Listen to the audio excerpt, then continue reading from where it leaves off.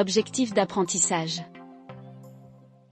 Définir la respiration cellulaire et son but chez les êtres vivants. Identifier les principales étapes de la respiration cellulaire. Expliquer le flux d'énergie et la production d'ATP.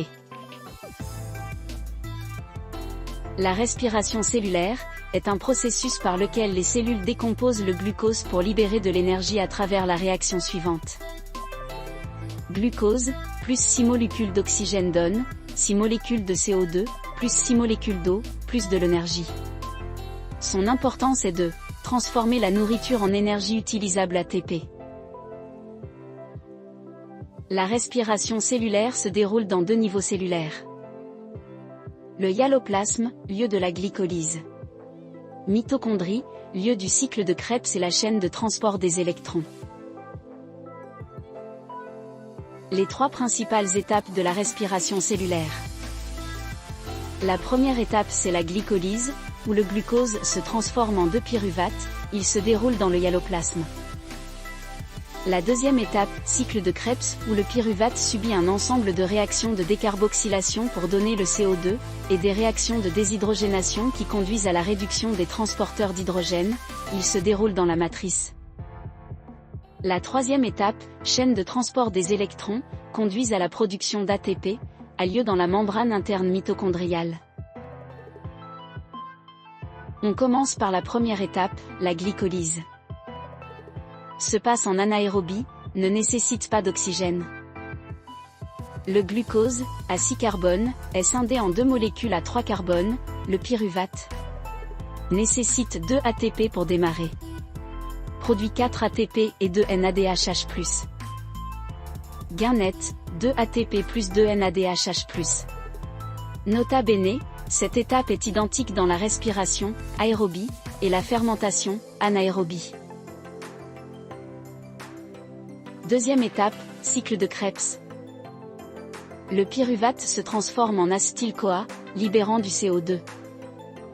Acétyl-CoA se combine avec l'oxaloacétate et donne l'acide citrique, à 6 carbones. Ce dernier subit une série de réactions, libère le CO2, et transfère des électrons vers NADHH+, et FADH2.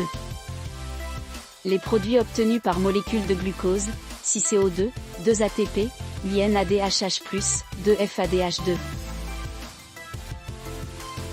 Dernière étape, la chaîne de transport d'électrons. L'oxygène oxyde le NADHH+, et FADH2, qui donnent des électrons à la chaîne. Les électrons passent à travers des complexes protéiques, pompant des protons, H+, vers l'espace intermembranaire. L'oxygène agit comme accepteur final d'électrons, formant de l'eau. Au niveau des sphères pédonculées, le gradient de protons alimente l'ATP synthase, produisant environ 34 ATP. Le bilan énergétique de la respiration cellulaire. La glycolyse produit 2 ATP. Cycle de Krebs, 2 ATP. Chaîne de transport d'électrons, 32 ou 34 ATP. Le total, 36 ou 38 ATP. Quelques informations sur l'ATP. Nom complet, adénosine triphosphate. Rôle, stocke et transporte l'énergie dans les cellules. L'ATP est comme une batterie rechargeable. C'est la monnaie énergétique de la cellule. Pourquoi la respiration cellulaire est-elle importante? Il fournit de l'énergie pour le mouvement des muscles, le fonctionnement du cerveau, la réparation et la croissance des cellules, l'homéostasie. Chaque battement de cœur, respiration et mouvement utilisent de l'ATP. Les coureurs de marathon dépendent fortement de la respiration aérobie pour une énergie durable. Sans elle, les cellules meurent par manque d'énergie.